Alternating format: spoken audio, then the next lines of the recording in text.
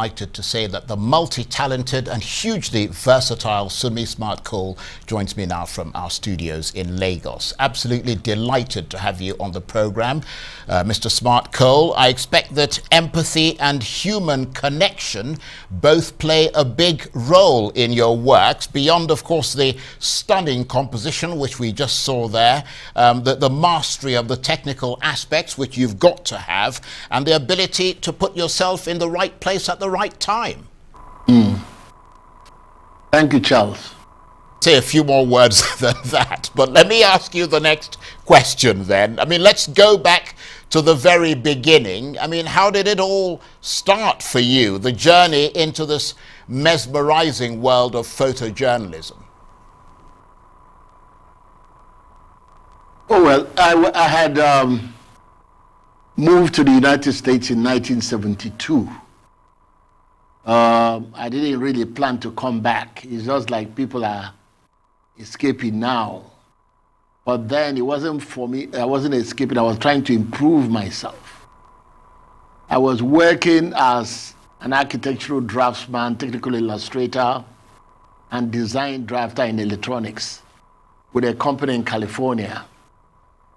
I had been drilling myself. I said, what is it that you can really do? I had been a teacher, been a draftsman, been a drummer, been a barber. I had a barbershop for 4 years in Yaba, Lagos. It was after that I sent myself to the United States. And in June 1976, I enrolled at a 2-year college called Foothill College in Los Altos, California, where I began my study of photography. And it was more like becoming a student of Ansel Adams without him being there. That was the kind of work they introduced us to in school.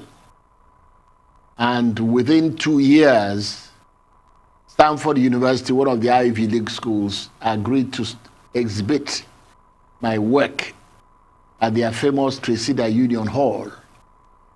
And after that, I was sending newspaper cuttings home.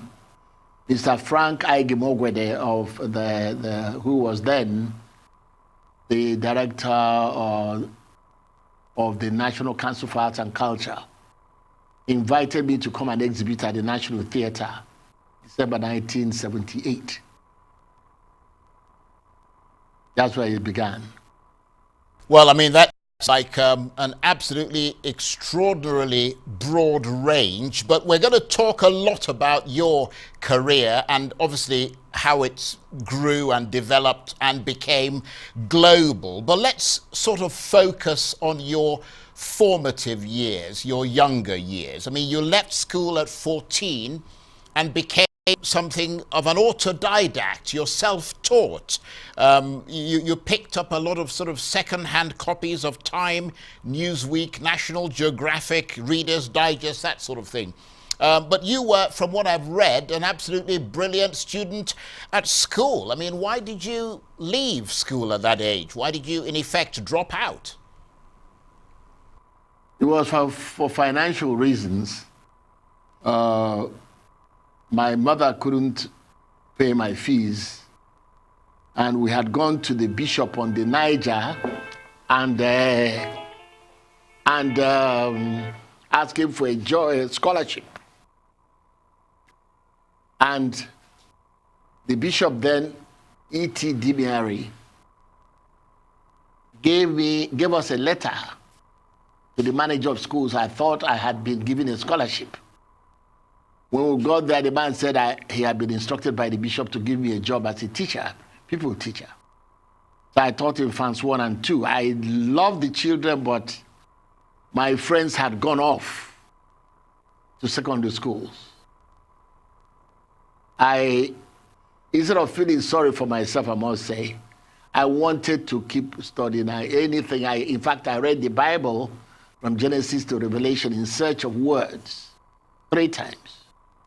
And all those magazines you mentioned, Time, Newsweek, Reader's Digest, I used to go to where they sold second-hand clothing you remember what they call the Okrika Wake Up. The same people who brought the clothing also brought second-hand books. I read them and do everything. And then I had as a companion the famous Michael West dictionary. But all reading and all that, increasing my vocabulary and all that, but then how do you pronounce the words? That was my problem. So at that time, we were lucky we could get the BBC radio in Nigeria. As part of the colony, they used to read news in the morning and at night and everything. And most of our broadcasters, the early local broadcasters like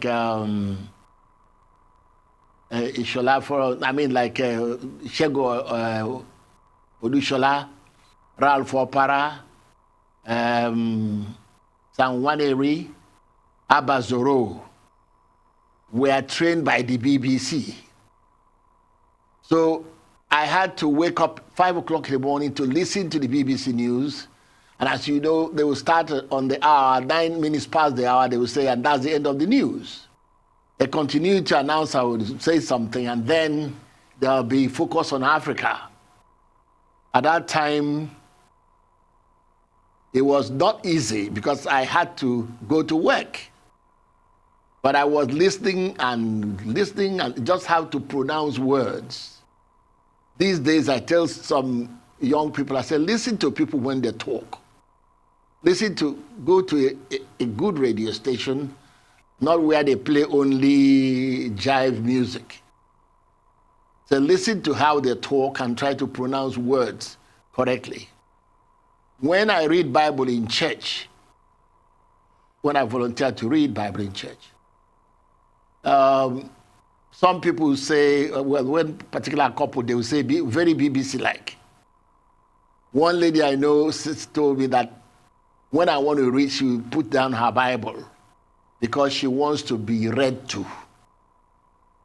So that's how it started. I had to learn how to speak, and I did not stop there. I kept on, then, of course, I decided to study architecture. And I was apprenticed to an architectural draftsman who taught me the rudiments of architecture, line drawing and lettering. From there, I went on. I even went to Freetown. I was working for a company called Construction and Design. And I was the only architectural person they had there. Instead of calling me a draftsman, they called me an architectural assistant. Because most of the houses we had in West Africa at that time were designed by draftsmen. We didn't have our own locally trained or whatever, qualified architects. So I designed, while I was working for that company, I designed a country home of Sierra Leone's second Prime Minister, Albert Magai. I didn't know he had interest in the company. He wanted his country home designed at a place called Bangbatok, which I designed. And Pete Myers, formerly of the BBC African Service, asked me to design his country home in his mother's village in Venezuela. I designed a house with a swimming pool on top. That was part of it. But when I couldn't get a job, I used to look around, go to architectural firms in Lagos, looking for, they would ask me for my certificate. They assumed that for me to do such work, I must have attended one of the trade schools like the College of Technology in Enugu or in Lagos or in Ibadan or Kaduna. You are, of course, of mixed Nigerian parentage.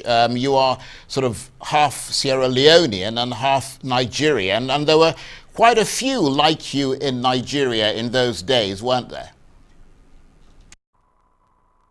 Yeah, there are still a lot of them are here still. When people hear something like a name like Rotimi Williams, he was never Olu Rotimi or Ola Rotimi. His name was Frederick Rotimi Alade Williams. and Dr. C.C. Adeni Jones, who actually built or supervised, set up the Yaba Mental Home, now Psychiatric Hospital, came from Sierra Leone. My grandfather came to Lagos Colony, not Lagos, Nigeria, in 1897. So there are a lot of people, me, Lagos, Port Harcourt, Jos, Saple, and Warri. Right. Well, let's talk a bit again. As I said, you have a very sort of wide repertoire. Let's talk about your other career. We'll come back, obviously, and talk about more of your photography and your style, your methodology that's kind of stood you in good stead and made you stand out. But let's talk about your career in things like music, for example. I mean, you are a musician. You're a jazz drummer, and your time was spent initially in the 1960s, I think, 50s or 60s, with a group called the Soul Assembly, a group that is credited with bringing soul music to Nigeria. Yes, before the Soul Assembly, we formed a group called the Hot Four, and we are the first pop music in the Western sense that appeared on Africa's first television network, WNTV in Ibadan. And it was the doing of Uncle Steve Rhodes, who was their director of programs, who gave us our first, if you will, spot on television. Much later, we formed a group we wanted to call the Soul Ensemble. A friend of ours said, how many people in Nigeria can pronounce that? And suggested assembly, so we called it the Soul Assembly. With Shegu Bokno as a music director, Mike Nelson Cole and his brother James playing bass guitar and rhythm guitar. Shegu played lead guitar and keyboards.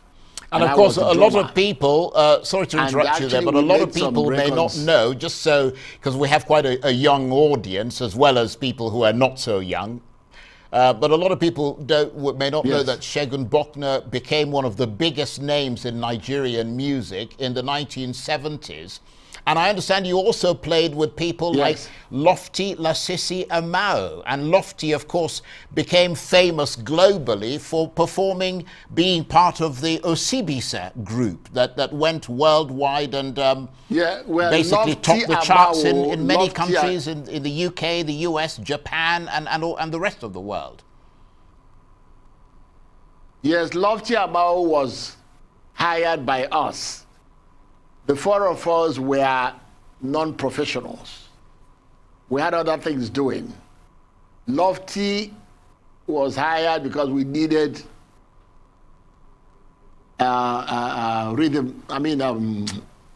wind instrument players. And there was somebody we had to steal from Fela's group, a man called Isaac Olashuba, who was Fela's soloist. He was being paid £20 Nigerian money at the time. He wasn't satisfied. We started paying him £30. He left Fela. That caused a little bit of problem because Fela was my friend, and we all can imagine. Him. In fact, his wife, sister, is married to Mike Nelson Cole. Well, it took Uncle Steve to settle the matter, and the man returned to Fela's group. But before then, don't forget, I was Fela's first publicity person. I used to write his posters by hand because of my architectural training, and put them paste them on posters on trees on Hababakoli, then Street, then King George V, and then on Clifford Street, now Murtala Mohammed. That's in Yaba.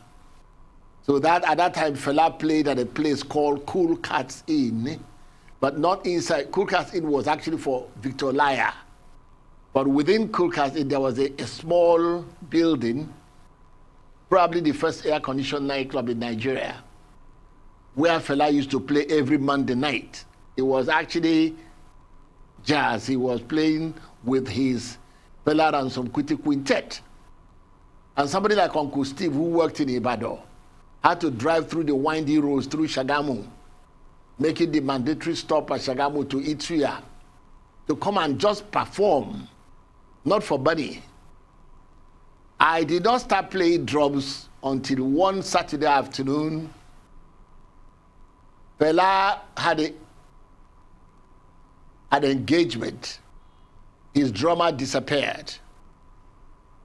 And Fela and Mama Kuti, his mother, Mrs. Ransom Kuti, had to teach a drummer called John Oku, convert him from high life drumming to jazz drumming.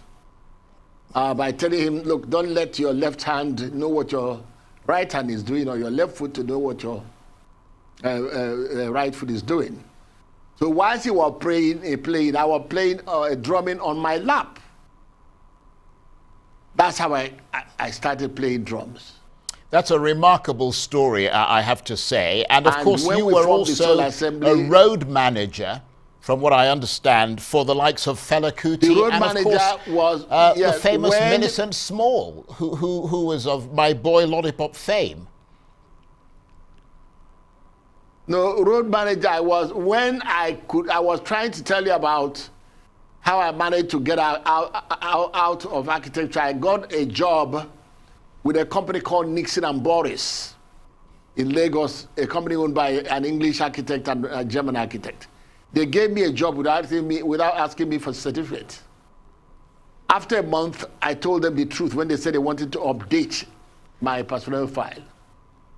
They said they had to let me go, but they were very nice about it. They gave me 2 weeks notice. But within that 1 month, I had designed the washrooms, meaning the toilets at Ikoyi Club Golf Pavilion, which was built and is still standing today. So I had a dubious distinction of designing the toilets. So when he let me go, I went to Uncle Steve. In fact, I saw him on Broad Street and told him what had happened to me. He told me that that I was lucky. He was just about leaving WNTV, WNBS to start his own company called Rhodes Sound Vision in Lagos at the corner of Broad Street and Martin Street. So he engaged me as a road manager, artist and road manager. It should have been, in show business, it should have been artist and repertoire manager. But because I couldn't read music, that's the job he gave me. But at that time, the money was good, £20 a month. But when we formed the Soul Assembly and went to perform at the Maharani without telling him, he got to know about it through a trumpeter called Agu Norris. And I was fired on a Monday morning for conflict of interest. That's when I got annoyed. I said, look, I'm not going to work for anybody anymore. We have been cutting our own hair. We had a barber on McCarthy Street, Lagos Island. One Saturday afternoon, he disappeared. We couldn't find him. Out of necessity, we started cutting our own hair. And it turned out that I was the best of the lot. As they say, if you go to a barber shop, go to the barber with the worst haircut, probably the best barber because he cuts the other people's hair. So that's how I went to a gentleman called Mr. Adetunji Shoyode, the paternal grandfather of Mrs. Oshibajo, the vice president's wife, and told him that I wanted to open a barber shop. He got annoyed with me. He said, how could I go and do something that you say you speak well? Why you want to go and do low-class job? I said, sir, I don't want to go hungry. I'm gonna ask you to just hold that thought, I don't want to even contemplate that. Sunmi Smart-Cole. We'll continue this chat, but we've got to take a break. You're watching the Arise interview. Plenty more still ahead, including we'll continue our chat with the hugely gifted Sunmi Smart-Cole, unpicking his remarkable life and work. Stay with us. And I expect, Mr. Smart-Cole, that you've met so many people, you probably can't remember many of them. I was looking at that short montage there, and I could see people like the American actor Danny Glover. I could see the musician Ray Charles. I could see the first president of Ghana, Kwame Nkrumah. I could see the famous soul musician James Brown. Of course, Bill Clinton, the former US president. I mean, the list goes on. Yes. One of the memorable ones I really remember was by mistake. I had accompanied President Obasanjo to the White House, and they took members of his delegation to the cabinet room, and later somebody came to call me with Bill Clinton's photographer, a woman, and we are running through the corridor. And I saw Bill Clinton holding the door open. Instinctively, instead of holding the camera this way, I went that way. I got him head to toe. And when I got near him, I thought he was going to stand aside. He just said, "Welcome to the White House," and shook my hand. The one with Fidel Castro, we were in Havana, the Cuba, as they would say, instead of Cuba. Castro came out and said, "Where is the photographer from Nigeria?" I said, "Here I am, sir." They actually come over and take a photograph with him. I had to cross the barrier and we took a photograph. And to everybody's surprise, all the photographs taken that night, he brought them to the airport the next morning as we were about to depart, and handed them over to President Obasanjo. So there is a photograph that I think is missing there. That's one I took with Quincy Jones at the Black Expo in 1972 in Chicago. Because Jesse Jackson had invited me, and I went to play with the great Cannonball Adderley and also Yusuf Lateef. Coming back to Nigeria about the barbershop, the gentleman loaned me the money. I ran the barbershop for 4 years. I was the only barber. There was no air conditioning then, just a fan, ceiling fan. I finished cutting one hair, I swept the floor, and there was jazz music or soul music going around and playing in the background. And I had a famous wall I call the Wall of Respect, which I paid tribute to all great black people in the world, like from Marcus Garvey, Mandela was in jail. There's this famous photograph of Muhammad Ali, where it looked like they shot arrows into him and he was still standing, not bleeding, but still standing and obstinate. Anyway, the thing about the photography, you mentioned the newspapers.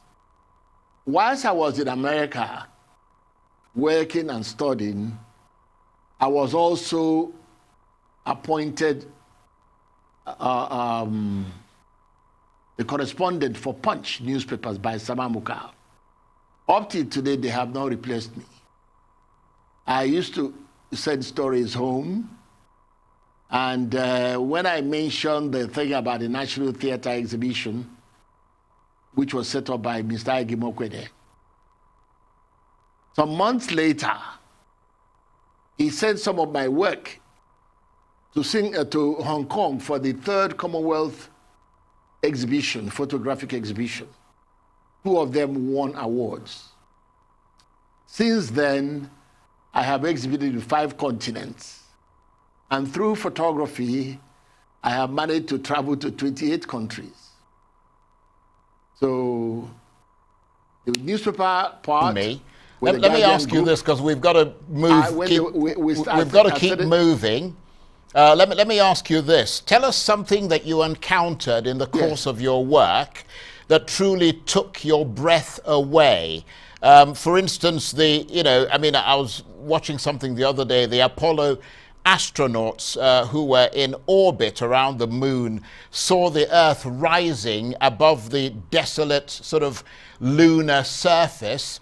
And of course, they were awed by it. I mean, clearly, you haven't been to space yet, but here on Earth, what is it that you've taken photographs of that really took your breath away, that you've seen and photographed?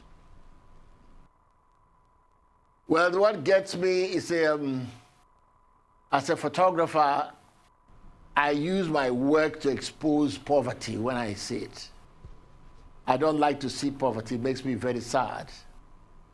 In any country, not just here, I've seen places even in the United States where people live worse than here. I'm talking about abject poverty. I like to photograph small children, babies, and old people. There's a photograph you should have there of a woman I call Mama Clement. I photographed her in a place called Madauchi in southern Kaduna State, where they have most of the problems. Such people that live just hand to mouth every day, it touches my heart. That's greater than taking photographs of the Great Canyons. Ansel Adams had studied Yosemite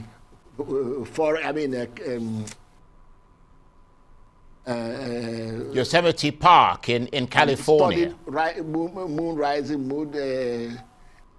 virtually everything. So I don't like to repeat what other people have done. So when I try to expose suffering and poverty, and also use my camera to fight against environmental pollution. Yes, later in the program we'll talk about your work within the environment. But I mean, just in the course of your work, are you one of those photographers who likes to be in the heart of the action or around the fringes or the edges of the action?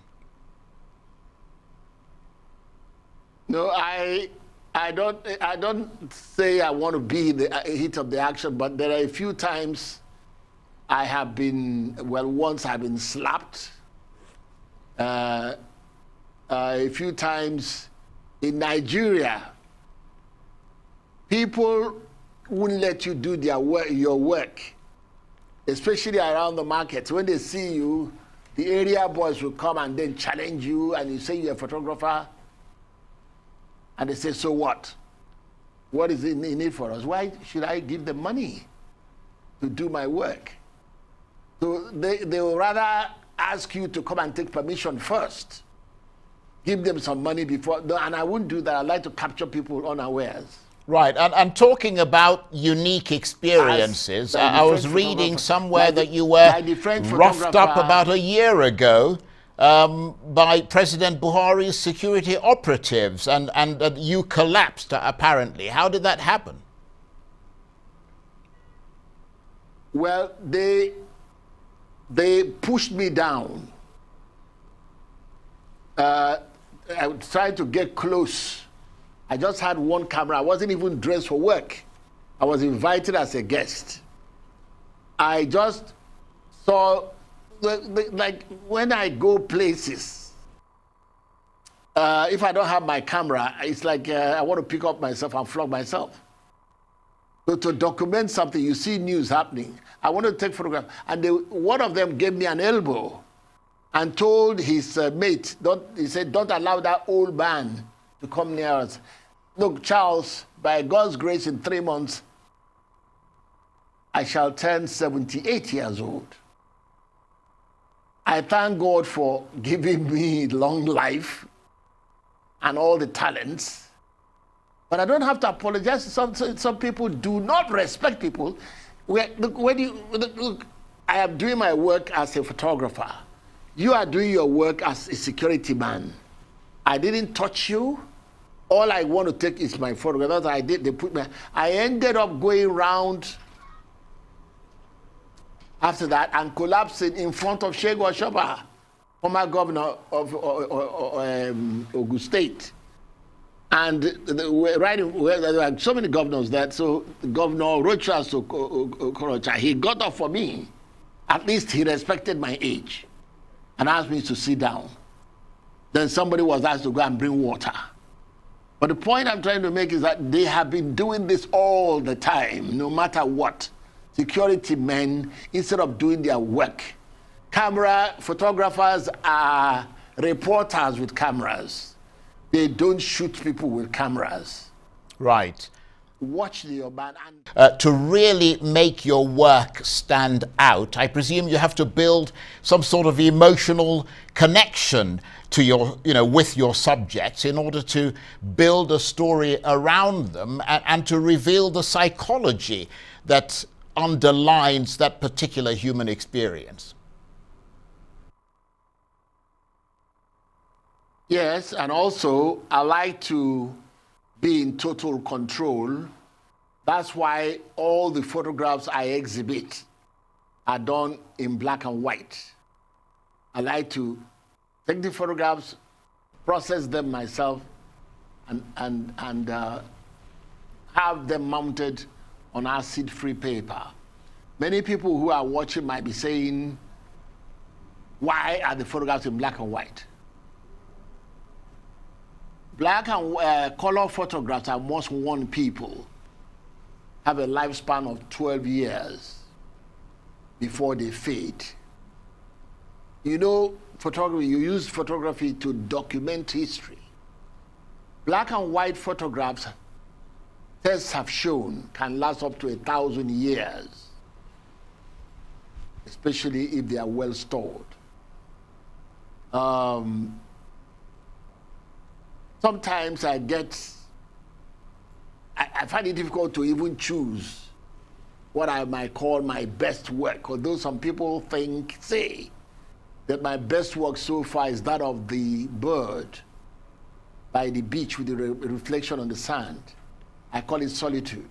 Yes. Many people have commended me for that. Yeah, we just saw that. We looked at that some time ago. Absolutely stunning photograph. But let me ask you this, Mr. Sunmi Smart-Cole. What does one need to possess to be the best of the best like yourself as far as photojournalism goes?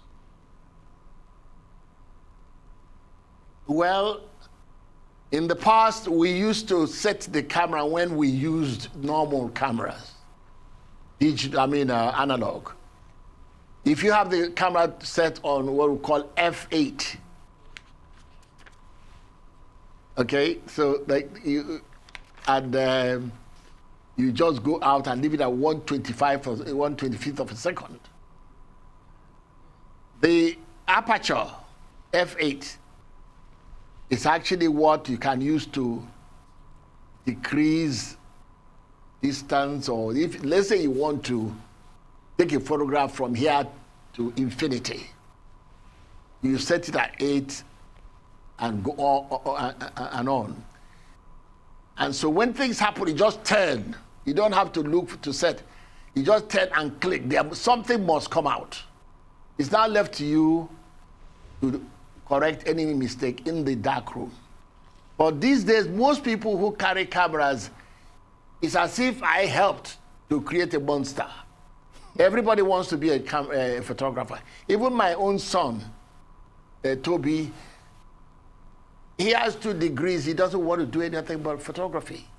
Well, it's interesting that you say that, and I don't mean to interrupt you, but I was going to ask you this. What do you think of the way, because I mean, you spent quite a bit of time explaining, in fairly detailed fashion, the sort of the technical things that you have to do to get a really great shot. I mean, what do you think of the way that smartphones and things like Instagram and Facebook and so on have transformed millions of people around the world into a legion of amateur photographers? I mean, do you see that as a detriment to the immense sort of care and skill that photography demands of professionals like yourself?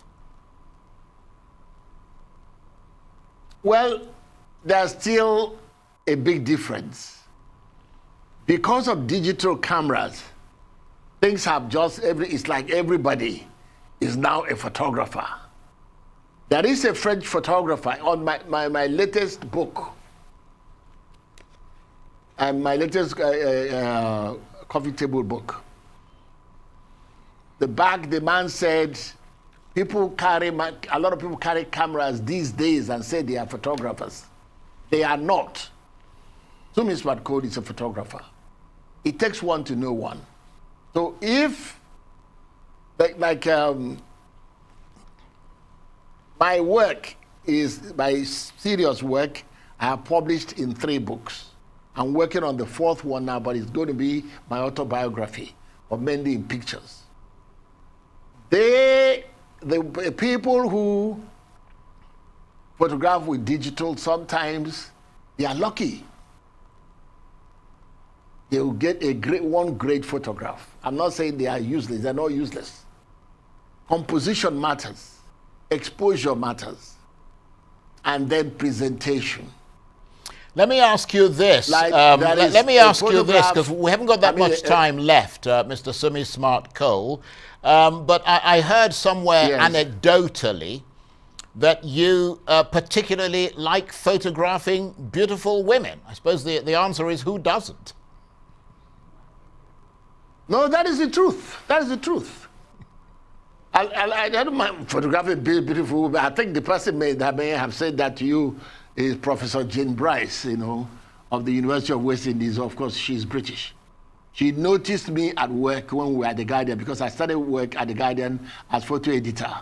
Then I was promoted to editor of Lagos Life, becoming the first photographer appointed an editor, the title. Later, I was promoted to managing editor of The Guardian. And I see women, I use the women to sell the paper. I had to have a woman on front page of the Lagos Life every Thursday. So I don't have to go and photograph what you might call ugly women, just say not too good looking women. But the good ones I photograph. Yes, I'm a man, I like them. Well, let me just say that obviously we're not trying to in any way denigrate women, but that is the brilliant photographer and Africa's best, Sunmi Smart-Cole. Thank you very much indeed, Mr. Cole, for joining us there from our studios in Lagos. And that's it for this edition of the Arise interview. Join us again for a fresh edition tomorrow. From me and the entire team here in Abuja and Lagos, bye-bye, and thank you for watching.